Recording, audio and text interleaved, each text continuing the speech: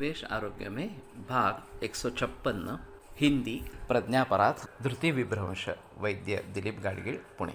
तो धीभ्रंश के बारे में इतनी बहस होने के बाद हम आगे की तरफ बढ़ते हैं धृति विभ्रंश की तरफ। धृति ये धारणात्मक या नियमात्मिका इस प्रकार की है, तो वो मन को कंट्रोल करती है, मन का नियंत्रण करती है। अगर धृतिभ्रंश हो जाए तो मन का नियंत्रण नहीं रहता और फिर उसके परिणाम भुगतने पड़ते हैं।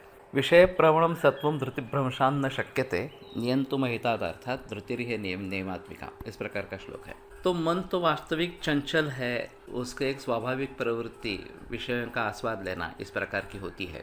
और अगर अहित इस प्रकार का अर्थ है तो उससे उसको बचा के रखना है और ये काम धृति करती है। लेकिन धृतिभ्रंश अगर हो जाए तो फिर ये काम होता नहीं है और फिर अहिताचरण होता रहता है। सभी व्यसन जो है एडिक्शंस, ये इसका अच्छा उदाहरण है। सभी को मालूम होता है कि तंबाकू का सेवन करना, सिगरेट पीना ये स्वास्थ्य के लिए हानिकारक है, उससे कैंसर होता है। सिगरेट के पैकेट के ऊपर भी छायाचित्र लगे हुए हैं। फिर भी जब इच्छा होती है तब लोग इसका सेवन करते ही है। केवल कैंसर डिटेक्ट होने के बाद प्रायः 99% इससे छुटकारा पाते हैं, लेकिन तब तक ये सिलसिला वैसे ही चलता रहता है। तो ऐसे हालत में उनसे छुटकारा पाना यही सबसे अहम मुद्दा इस प्रकार का रहेगा। जो अपवादात्मक इस प्रकार से लोग रहते हैं, वैसा एक उदाहरण मैंने देखा था कि मैं कॉलेज में क्लास में पढ़ा रहा था और मेरी एक पुरानी छात्र अचानक दौड़ती हुई क्लासरूम में प्रवेश कर गई।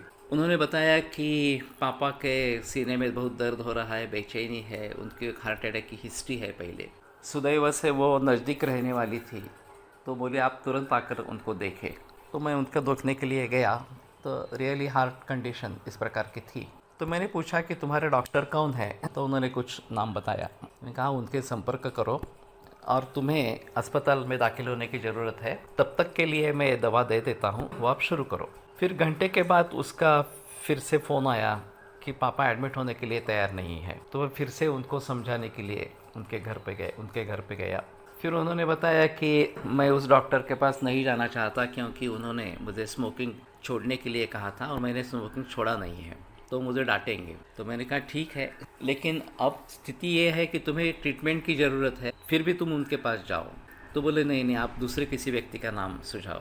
तो मैंने मेरे परिचित एक डॉक्टर को बताया। उन्होंने आकर घर पे ईसीजी निकलवाया और फिर बता दिया कि एरिथमिया कंडीशन है, कभी भी हार्ट अटैक हो सकता है। तो उन्होंने एक अस्पताल में दाखिल होने के लिए पर्ची दे दी। फिर 2 घंटे के बाद उस लड़की का फिर से फ़ोन आया कि नहीं, पापा एडमिट होने के लिए तैयार नहीं है इस प्रकार से। तो मैं तीसरी बार उनके घर पे गया और पूछा कारण क्या है। तो बोले मुझे कोर्ट में जाना है सोमवार को, तो मैं कैसे जा पाऊँगा। तो मैंने कहा अगर आप चल बसते हैं, मृत्यु हो जाती है आपकी, तो कैसे आप आने वाले हैं वापस। तो ये मत सब बातें छोड़ो, अब आगे मैं फिर से आऊँगा भी नहीं, दवाइयाँ भी नहीं दूँगा, लेकिन तुम्हें एडमिट होना है। तो वो किसी दूसरे अस्पताल में एडमिट हो गए और फिर वहाँ आईसीयू में उन्होंने स्मोकिंग शुरू कर दिया। तो वो डॉक्टर भी तंग आ चुके, उन्होंने डिस्चार्ज दे दिया। फिर भी इस समय में वो बच गए, लेकिन ये सिलसिला ऐसा ही चलता रहा। 4-6 महीने के बाद उनको मासिव हार्ट अटैक आया, कुछ भी करने के लिए मौका नहीं मिला और उनकी तुरंत मृत्यु हो गई। तो इस प्रकार के भी लोग होते हैं समाज में, ये ध्यान में रखना जरूरी है।